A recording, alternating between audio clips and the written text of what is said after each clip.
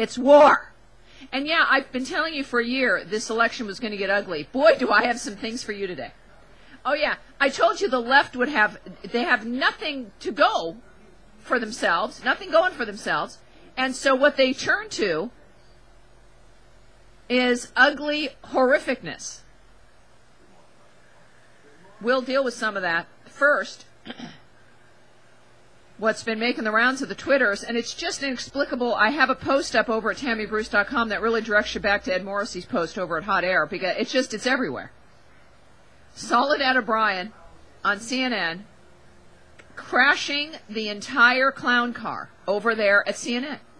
You know, they have a clown car, and their various anchors drive it. Soledad crashed today.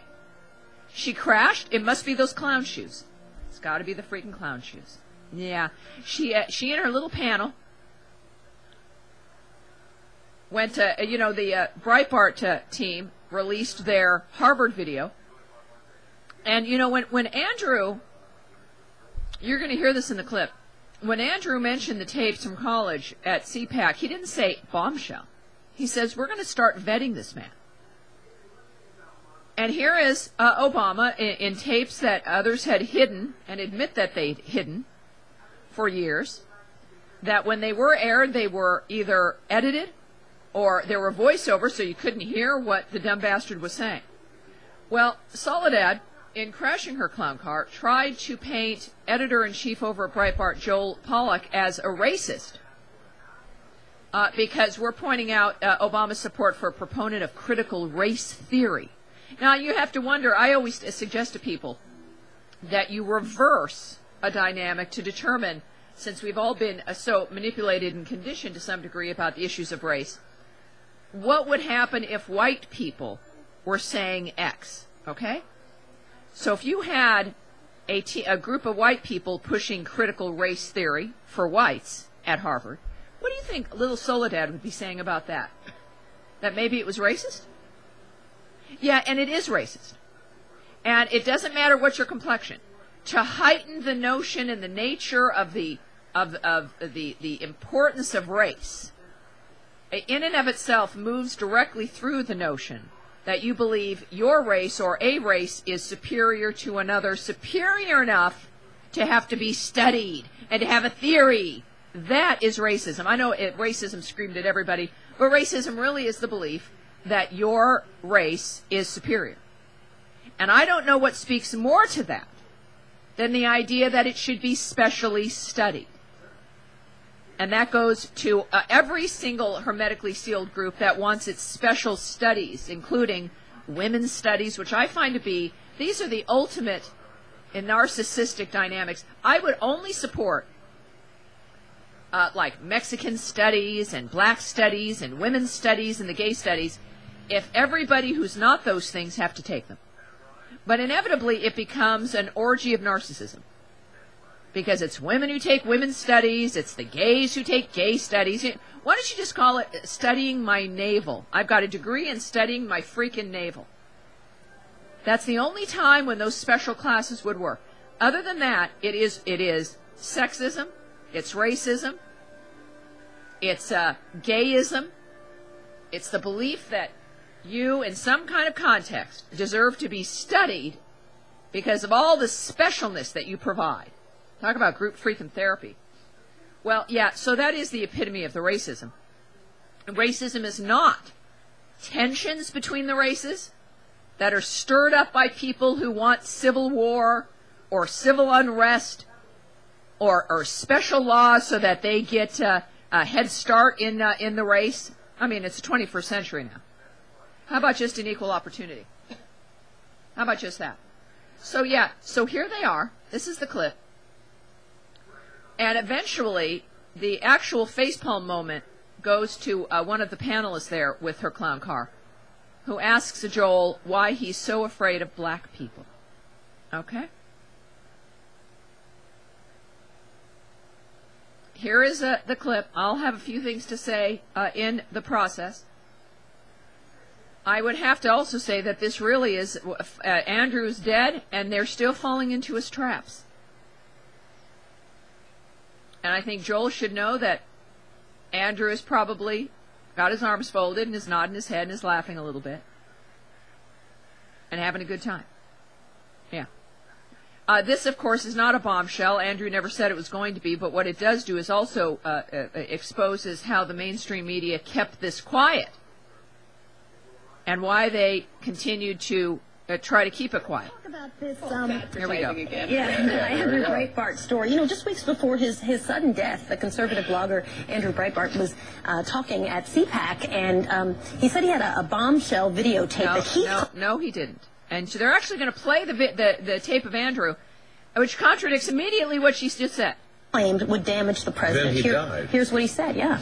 Yeah, but I want to go back to that because they start out right from the beginning, and then he died. Yeah, they're actually having some fun. She's smiling and laughing. And then listen to the guy on the side here. Advertising again. Yeah, Andrew Breitbart story. You know, just weeks before his sudden death, the conservative blogger Andrew Breitbart was talking at CPAC, and he said he had a bombshell videotape that he claimed would damage the president. Then he died. Here's what he said. Yeah. Lovely. I've got videos. This election, we're going to vet him from his college days to show you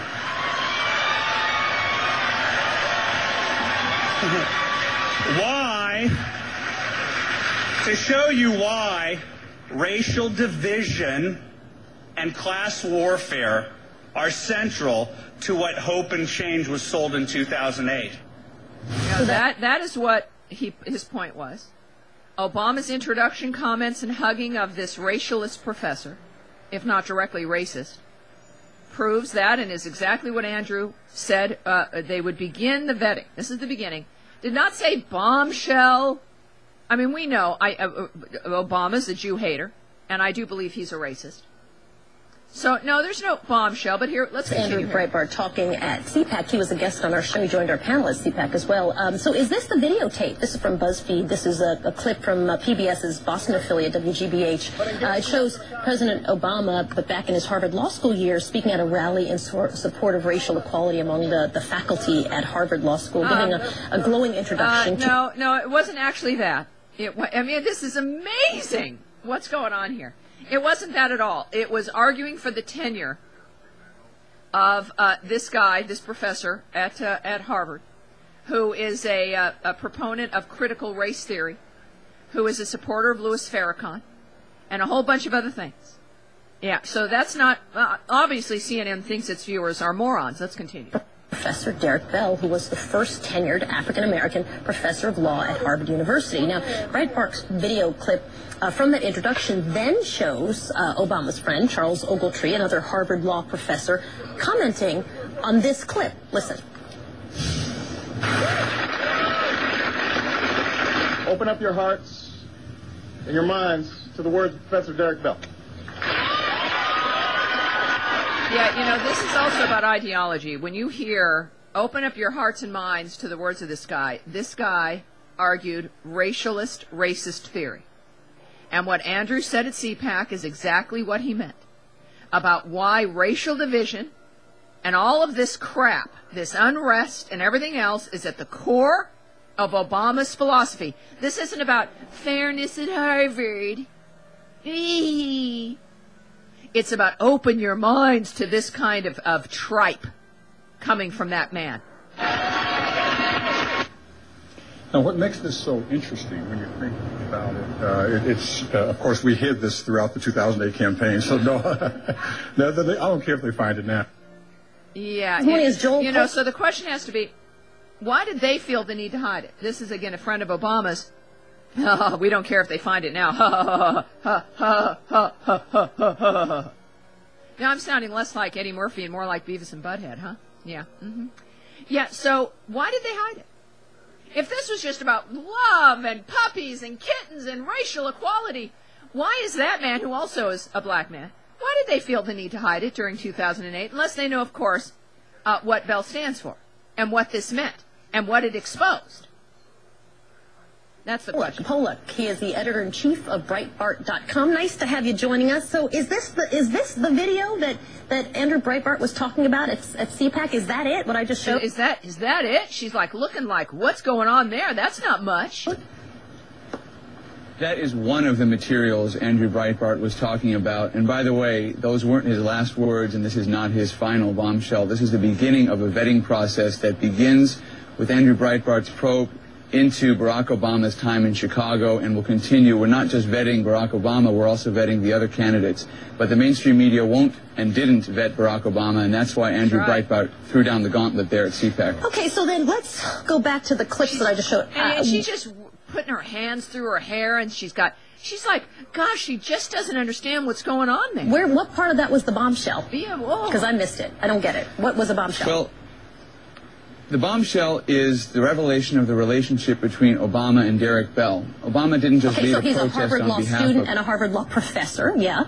Yeah. That's correct. And Derek Bell is the Jeremiah Wright of academia. He passed away last year, but during his lifetime, he developed a theory called critical race theory, which holds that the civil rights movement was a sham, and that white supremacy is the order and it must be overthrown. So that is a complete misreading. I'll stop you there for a second, then I'm going to let you continue, but that is a complete misreading of critical race theory. As you know, that's an actual theory, and you could Google it and someone would give you a good definition of it, so that's not correct. Well, in what way is it? In what way is it? Yeah, it's fascinating. And over on Twitter, a great point was made, which I've retweeted. You're gonna hear this whole segment from Ruth Ann Adams, a TAN.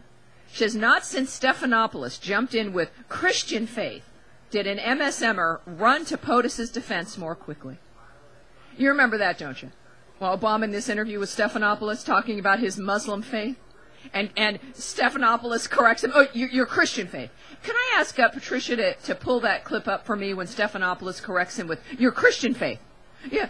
You remember that when Obama, talk about the compulsion to confess, my Muslim faith. How many of you have have a slip of the tongue to talk about a faith of yours that's not yours? How many? How many people has that happened to? Unless you're lying and it's a compulsion to confess. I'll get that for you in a second. Let's continue here. A critical misreading. Can you explain to me? Do you know what critical? Explain to your readers what critical race theory is. I'm going to ask you to continue on. No. She can't answer that because she was given a piece of paper with that line because they know that that's the issue. Critical race theory. She doesn't know.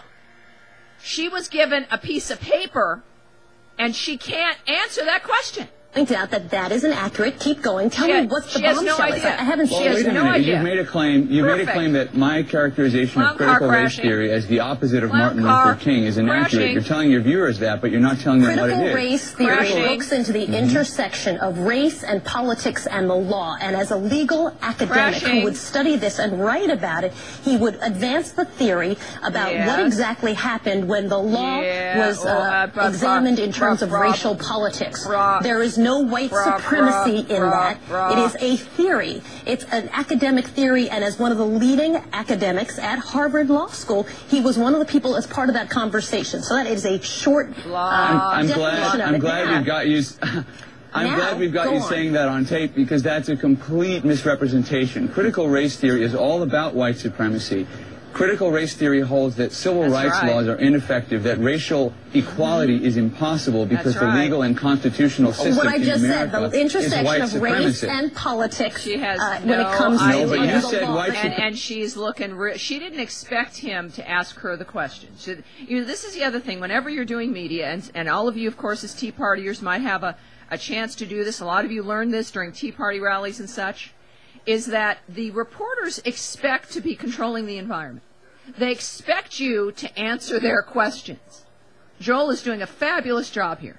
Supremacy is not part of it. I'm trying to figure out what's the bombshell. No, this is critical. This is critical. This is critical. It's not critical. What's the bombshell? This is critical. You can't derail this, Soledad. White supremacy is the heart of critical race theory, and Obama knew it. And by the time Obama embraced him at Harvard Law School, Derek Bell had already given a speech in Chicago just 2 months before that caused a sensation, which was about how white supremacy was still the order of the day and that black people were fooling themselves if they thought civil rights and equality were achievable goals.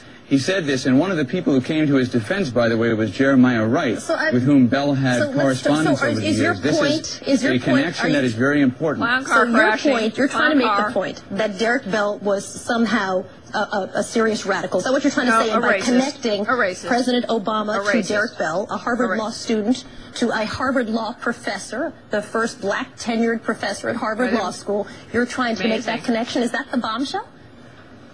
Don't believe me. Believe Henry Louis Gates, Jr., who said that Derek Bell had a blind spot for anti-Semitism. Don't believe me. Believe one of Derek Bell's fellow African-American colleagues at Harvard. There are plenty of people who debated. I wonder if anybody's telling her in her ear to let her panel debate this guy. I wonder if anybody in the CNN control room is not in a coma with what it is that's going on right now. That theory, there's no question about it. But if your bombshell is that listen to this, that Derek Bell is a radical. Joel is handling this so well. Joel needs to say he's a racist. Is what he needs to say. Is that what you're trying to say? I'm just trying to understand what the bombshell is, because I haven't seen a bombshell yet. The bombshell is happening. The bombshell is happening right here on this program, where we've got a story, and you're not interested in telling your viewers who Derek Bell actually is. You want to come in and obfuscate and tell me that I don't know what critical race theory is, that white supremacy has nothing to do with it, that Barack Obama is just embracing a guy. This is a classic example. He is perfectly handling this, turning this around, saying this is the story. What you are doing right now. Barack Obama's connection to a radical legal theory that he didn't just embrace when he was a student at Harvard. When he was a teacher at the University of Chicago, he forced his students to read Derek Bell, including some of the most inflammatory readings, as part of his course on race and law. That's one of the problems. That's one of the problems. You really do not understand critical race theory. Wow, this is hot. This is hot. What are you frightened of? I don't know. Are you frightened that some black people are going to do something to you? You have a group of individuals. If you and I were black, we would be madder than hell. But we're not. And so we are white people. There are more white people than black people. And so there's a struggle that's been going on. And so... You know, it's fascinating to me. These people on this panel on CNN, Jay Thomas, as though he has any clue about what in God's name has been going on, not just generally in academia, but at that point in time, and what created a Barack Hussein Obama, and what this agenda is, and how so many people work to keep it hidden, including Ogletree, who admitted that they purposefully kept this hidden. By the way, as you listen to Jay Thomas, Joel's wife is a woman of color, by the way. In a struggle, you talk about a lot of things. There's anger, there's resentment, and so what are you frightened of? What do you think Barack Obama's going to do? Is there a secret black movement that's going to start killing white people? What are you talking about? As a white guy. I'm glad you played the racism card. You've accused me of being a racist. I've accused you of being white. That's all I've accused you of. No, see, everything is revolving around that white people are bad and evil, that if this is what the left has always been reliant on after generations of conditioning, that you don't talk about the black people. What is that? That has condemned all of us to subservience. It has sent a message that blacks in this country are infants, that you have to be treated differently, like little tiny babies, and that it reinforces in other communities that white people are generally evil. It keeps everyone divided. Well, easier to conquer you when you're divided. Look at the condition of your lives in the inner city.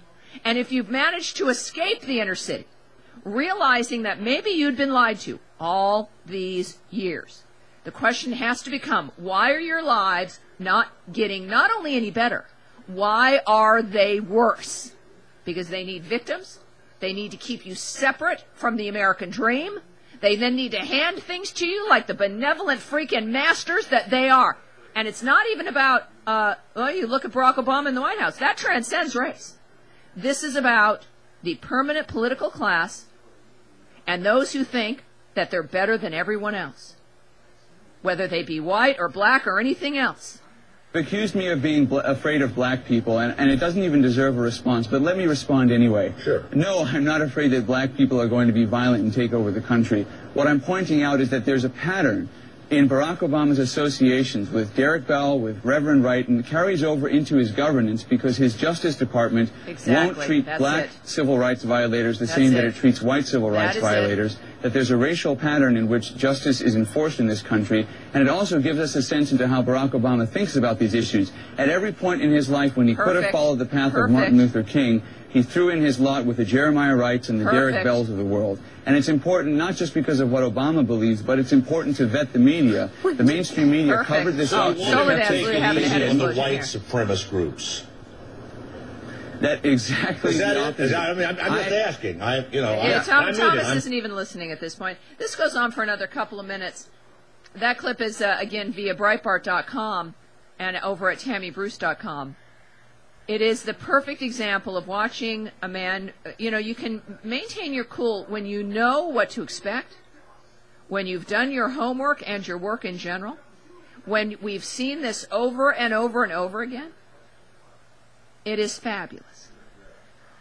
And it is exactly what Breitbart wanted. When he started up all of his work, Andrew, wanted to do what the mainstream media wasn't doing, which is ask these questions, vet everybody. And through, thank goodness, new media, we're able to do it. We're able to do it because of this medium. That is the thing that is just destroying all of this basic, traditional kind of controlled point of view. I just don't get what are you doing? What's the bombshell? What are you talking about? None of this makes any sense.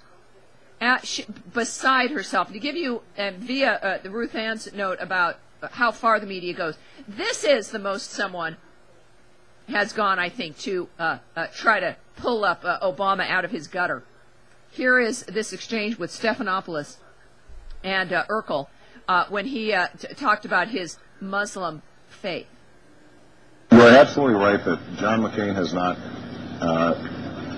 talked about my Muslim faith, and you're absolutely right that that has not come my Christian faith. Oh, thank goodness. Oh, George, your Christian faith. So you got that wrong. Your Christian faith. That's what we didn't know at the time exactly how desperately he'd need the TOTUS to be able to know exactly what to say. You're absolutely right that John McCain has not talked about my Muslim faith, and you're absolutely right that that has not come my Christian faith. You got, and even just the look on his face. What? Oh, Christian faith. Yeah, that's the line. Sorry, I got the line wrong. The truth. It's fascinating. Morality and the truth isn't something that is a construct. It simply exists. And the natural tendency, like the tides, is to speak the truth. The energy it takes to BS people is overwhelming. And unless you have yourself in a vice or are mentally deranged, it is a difficult thing to do, if not impossible, all the time. Some of you know it's like you feel bad, you got to tell one lie, even a white lie, to not hurt somebody's feelings, or you're not supposed to say something to someone at work, or, it's difficult, isn't it? Because it's not natural. But this is what we've got. This is what we've got. And in the other